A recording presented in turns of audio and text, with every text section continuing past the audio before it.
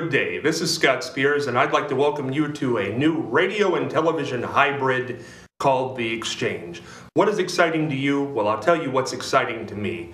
It's kicking off a new talk show with a lot of great pals and a lot of giants in the broadcast industry. Joining me today, we have former WMRN, former WDIF, and current WDCM radio personality, the man responsible for Buckeye Chuck, Charlie Evers. We have former WSYX TV, former WCMH TV, plus a station in Dayton that I can't remember the name of. Marianne will have to fill me in on later.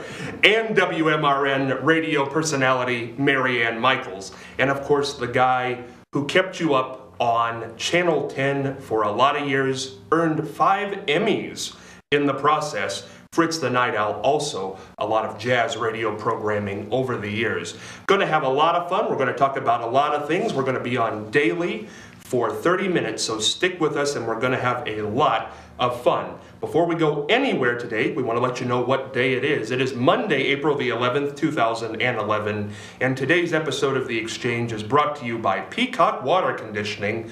Our mission is simple. They want you to love your water. 1800 Marion Marysville Road, Marion, Ohio, also located in Bucyrus. Call them at 740-387-6312. Also brought to you today by Bubby Man's Games. Buy, sell, trade new and vintage games. 131 West Center Street, right here in Marion. Call them at 740-341-7009. Open Tuesday through Saturday, noon to 8 p.m., closed Sunday and Monday. The Ohio Neck and Back Pain Relief Centers, Scott M. Gray, D.C., and I thought I had that wrong, but that's Doctor of Chiropractics, across from the Marion Center between TSC and Kroger, 740-386-6580, and Night Owl Theater, located on the net at www.fritzlives.com to receive email updates. Email nightowltv@yahoo.com, and that's NITEOWLTV@yahoo.com. We're going to kick things off on this Monday with This Day in History with Charlie Evers. All right, and a lot of things have taken place in the past week or so. A bomb exploded at a popular discotheque that was frequented by American military personnel in West Berlin. It killed 2 of our soldiers and a Turkish woman. American intelligence analysts attributed the attack to guess who? Muammar Gaddafi of Libya. 9 days later, President Ronald Reagan ordered a retaliatory airstrike that is, against Libya. African-American educator Booker T. Washington was born a slave in Franklin County, Virginia, and then freed by the Civil War. He taught himself the alphabet and graduated from an agricultural institute. And in June of 1881, he was asked to become the principal new training person for blacks at Tuskegee, Alabama. Now, after a break of 1,500 years, the first Olympics of the modern era was held in Athens, Greece. Following a vote by Congress approving a declaration of war, the U.S. entered World War I in Europe. And one of those voting to enter the war was Marion's president, Warren G. Harding. At that time, Senator Harding. Very interesting, Charlie. Now, I got to ask you this. Gaddafi, what's his first name? His first name is Muammar. Muammar. Now, I've heard Muammar, Omar, and last night I heard Piers Morgan call him Gaddafi. Now, what's his name? Is it Muammar Gaddafi? It's M-U-A-M-M-A-R. Marianne, jump in. How do you pronounce this man's name? Okay, let me see it. Where is it? Well, I've heard Muammar also. Muammar. I've heard Omar. Muammar. Muammar. Muammar. Muammar Gaddafi. Gaddafi. Gaddafi. But they also sometimes say Gaddafi instead of Gaddafi. So, maybe the Muslim world pronounces it different way from what we do. Right. So he won't be getting a Christmas card from me, so at this point, what difference does it make? So we're going to move on with the flick pick with a man who knows a lot about movies, Fritz the Night Owl. Thanks, Scott. Well, you know, I've been going to movies since about 1939, 1940. So on this, I'm going to try to avoid the pictures that everybody always talks about, the Gone with the Winds, the Casablancas, the Titanic, Anavar, and all of those. I want to talk about more or less pictures that are, in a way, timeless. They may be on a scale of, say, 5 stars. They might be 3-star pictures there, but they're kind of timeless. They hold up well, and you and the family will enjoy them. I'm trying to avoid also the stars that you hear about all the times, the Katharine Hepburns, the Meryl Streeps, the Jack Nicholsons, because, again, they're covered quite well. And so I just want to bring you some films that may have been forgotten over the years, or maybe you've not heard of, or just ones that you can rent and will enjoy. The one I'm going to go with is from 1940, and it's probably, in my view, the greatest fantasy film ever made, and it's called The Thief of Baghdad. It's won Oscars for stunning Technicolor special effects, art direction, and again, the special effects. This was in the days before there was CGI and all of the digital excitement you can do now. This was when it was pretty simple, but it's an Arabian Nights kind of story, and it's got it's magical, it's dazzling, it's imaginative. It's got flying horses, gigantic genies coming out of a bottle. It's got an emerald, all-seeing eye, huge statues. Just about everything on this is perfect. The script, the performances, the color, the lights, the effects, and just about anybody from age 6 to 300 will enjoy this movie even now. As mentioned, it was made in 1940, and it starred an actor by the name of Sabu, S-A-B-U, originally called The Elephant Boy, which was his first movie in about 1937. He was born in India, but became a U.S. citizen and was enormously popular throughout his film career, which was about 37 all the way through the early 60s. Ask your grandmama, grandpapa, because they probably saw an early Sabu movie. Anyway, this is The Thief of Baghdad. And there's no blood, there's no guts, there's no gore, there's no dismembering, none of the things that seem to be so popular these days. This is just a fun, fast action. There's romance, there's comedy, there's drama, there's magic, there's mystery. It's got everything. And I recommend it most highly. I give it 5 stars out of 5, even though it is about 1940. This is 71 years old. An incredible movie, recommended highly. Thief of Baghdad, and the actor's name is Sabu. Also very, very popular in a movie a couple of years later he made called, he was in the original Jungle Book as Mowgli, and he must have been about 16, 17 years old then. He was about 15, 16 years old when he made this. Sabu, The Thief of Baghdad, 1940, 5 stars. Check it out, I'm sure you'll enjoy. So it's on DVD? I think so. I think it's on DVD, VHS. Even gets some later released theatrically. It still shows up every 10 or so years in theaters. You know, I get a little bit of chills when I hear Fritz talk over here. Doesn't he have one of the great voices? Sure does. Fritz, have you always had that? I was lucky in that the voice changed in about 6th, 7th grade. But again, I grew up in the era when radio was enormously popular, and so like a lot of the kids in those days just practiced imitating the people they heard on radio.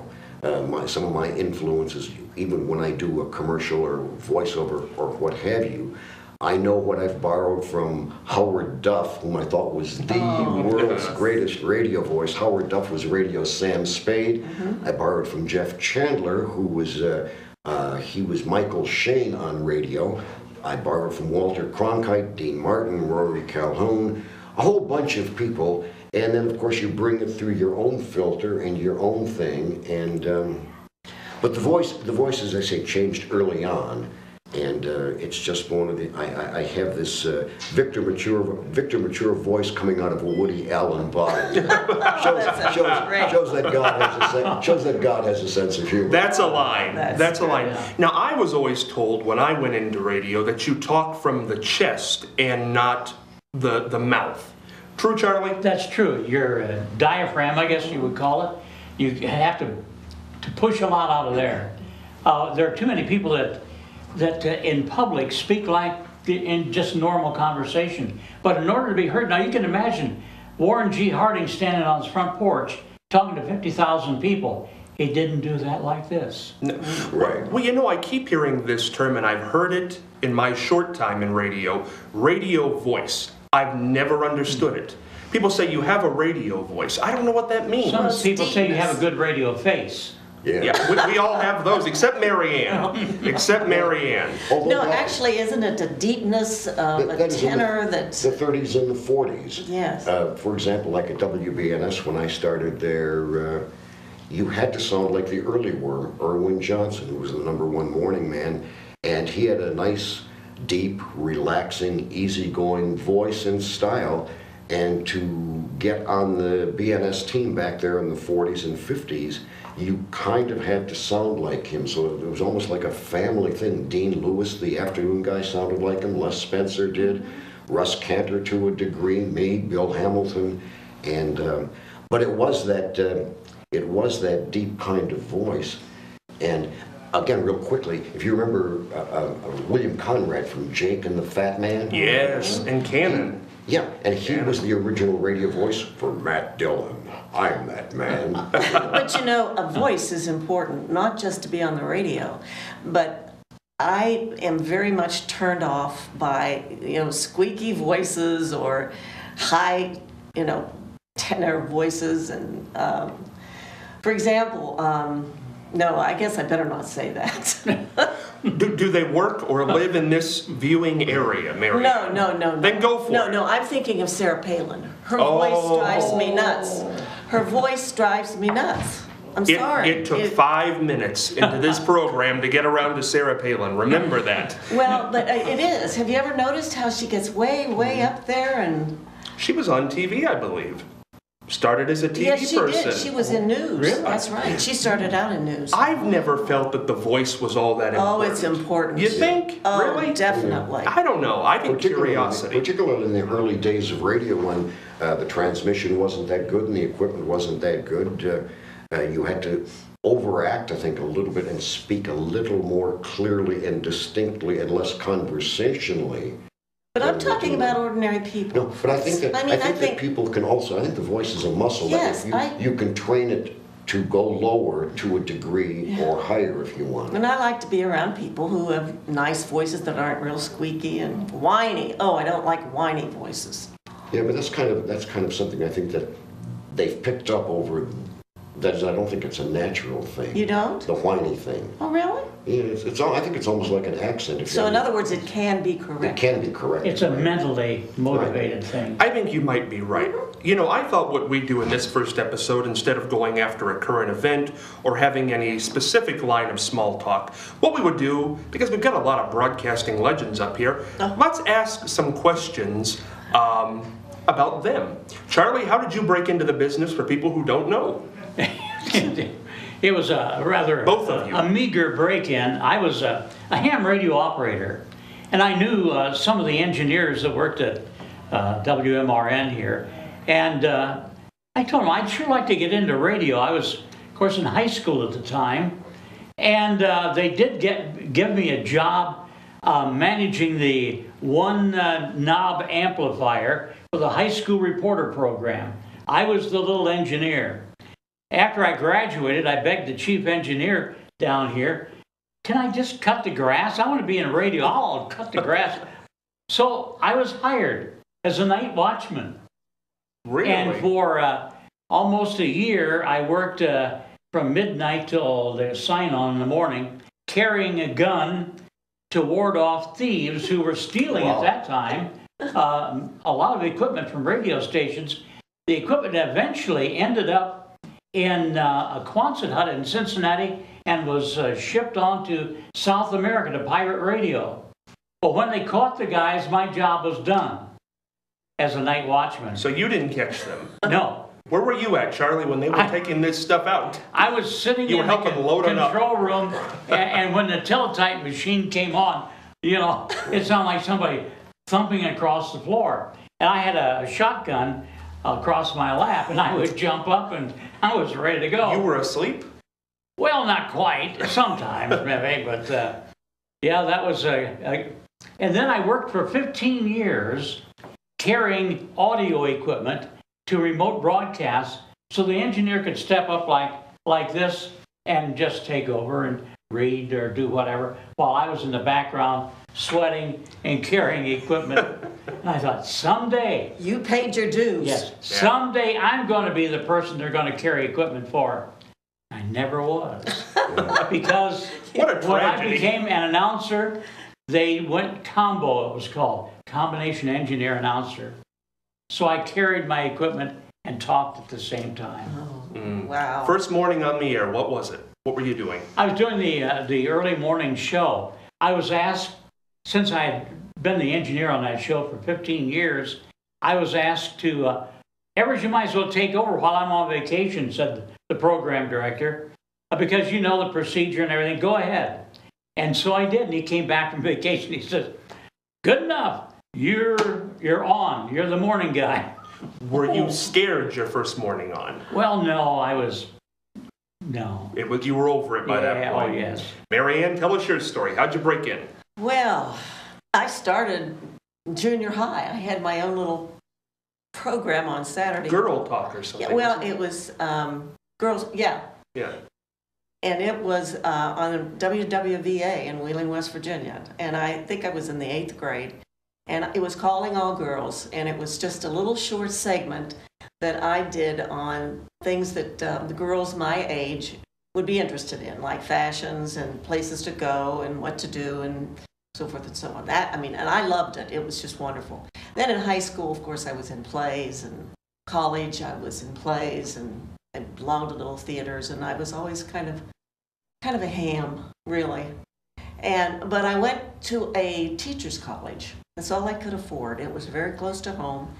And when I graduated, I became a teacher, and I was a teacher for 18 years.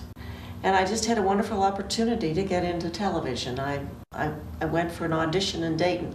It was WDTV. DTV. WDTN TV. And I was hired, and I did a special program in the morning, and I was on the newscast, and I was there for a year. But I had to commute every weekend back and forth. And of course, my son was only 9 years old. My husband was wonderful. He took care of everything while I was gone. It was getting to be not too good. And I thought, I can't, I loved it. But my family was first. So I went back to teaching in Marion City Schools. But then I still had this yearning, for television. And so I got an appointment with the news director in WCMH. It was called WCLC when I was there. And WLWC. WLWC, right. It was the Avco broadcasting system. They had 5 stations. They had 5 stations. Cincinnati, right, and WWD, Dayton. Right. Yeah, and I was there. And I was there for about 6 years. And I was wooed to WMRN by George Oakham and John Courtwright. And I was there for about 6 years, and when they were selling the radio station, I decided I wanted to go back to teaching, and I ended up retiring with 30 years teaching and 14 years of broadcasting. But you're back today. I'm back today. You're back today. Well, yes, kind of, I guess. Well, I hope so. Fritz, tell us your story. Well, I grew up, as I mentioned, in the 40s when we used to listen to radio was a major form of entertainment, and we had shows like Sam Spade and Michael Sheen and Charlie McCarthy and Edgar Bergen and Jack Benny, and there were mysteries and dramas and comedies and musical shows. And radio was the second, movies probably topped radio in audience, and then radio was probably second. So the voice changed early on, and formula had not hit radio yet, and so I thought, hey, I've got the voice, I could be a radio actor, which was quite valid in those days, quite viable. And so when I went to Ohio State, I did the theater in high school and all of that to get a little bit of presence. And then I went to Ohio State and I majored in radio, TV, theater. Ohio State at that time, 52 through 57, was a very good performance school in that we had radio announcing was, they had 3 5-hour courses, 15 hours totally, just in radio announcing. And we would also do performing, like we would put on shows. We got a script from Sam Spade and we would cast it and we would do radio shows. But we'd have like an hour a day, 5 days a week, of where we would go in and there would just be a big book of commercials and news and music intros. And we, for an hour a day, class of maybe 15 people, we'd sit there and take turns reading commercials, and the guy would say, you punch this up, you back off on this, a little harder here. And so I learned there. Then I went to the Army. After I graduated, I got my Bachelor of Science in Secondary Education, English and Speech as my majors. Got drafted, went to the Army, and because I'd been in radio, TV in college and had worked at TV as a floor director, that is behind the scenes, they put me into writing movies, narrating movies, acting in movies for the Army in the old Paramount Studios in New York City. And that was like a master's or a doctorate. I learned so much there that had they guaranteed that I would stay there, I would have re-enlisted for 4 years, but the Army wouldn't do that kind of guarantee. When I got out of the Army, I went around, I made the rounds, auditioned, and they had a catch-22. Everybody said, gee, we love your voice, we love your style, but we won't hire you unless you've had commercial radio experience. And I'd say, well, how do you get to, and they wouldn't count the radio like they did at Ohio State or in school. I said, well, how do you get radio experience, commercial radio experience, if no commercial station will hire you without that experience? And they go, catch-22 early on. But I was working at an ad agency as a writer and an artist, and I had to go to WMNI to pick up a photograph of their sportscaster for a poster I was making. Lex Mayer Chevrolet was sponsoring the OSU basketball games, and Eddie Lane was the MNI sportscaster who was doing. So I went there, and I just happened to get there. The program director is sitting in for the receptionist because it was their break time or something. And I said, I'm here to pick up a picture of Eddie Lane. And he gives it to me. He says, hey, have you ever been on radio? And instantly, the moment of truth hit me square in the eyes. I'd never been on radio. Oh, yeah, sure. There you go. And he said, well, we're looking for somebody to do the Saturday night sign-off and the Sunday night sign-on, which was essentially babysitting with remote shows because they were a big rock and roll station at the time.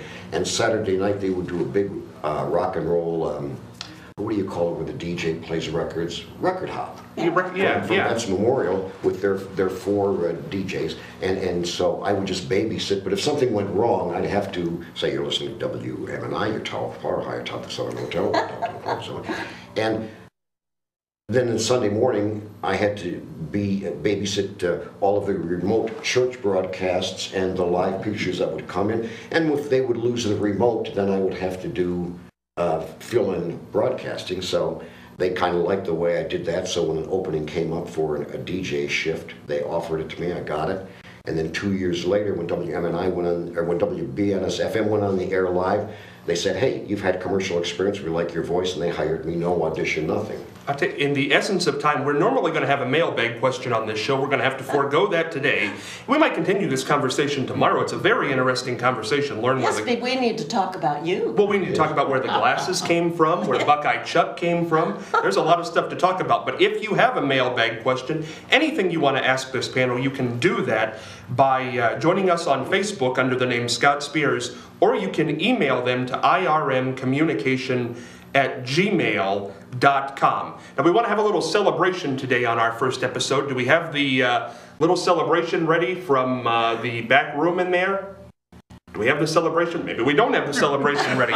We might celebrate tomorrow. Cue the back room. Cue the back room. They're not coming. We might have a celebration tomorrow. You know how we're going to end today? Charlie, tell me the story. WMRN, you're hosting the very popular show Tradio. Somebody calls in about a dog. Clean it up for us. Let's go. Well, we would read or take phone calls like is done, and also read cards. And one card read, I would like to sell a Shih Tzu. And only I mispronounced it a little. And after After Tradio was off, no, I think it was still during Tradio. A man called up and said, "Does that dog come with papers?" On that note, for the first episode of The Exchange, for Fritz the Night Out, Charlie Evers, Mary Ann Michaels, I'm Scott Spears. See you tomorrow. So that we should act like we're talking I know about we're going to something about. I mean, that's...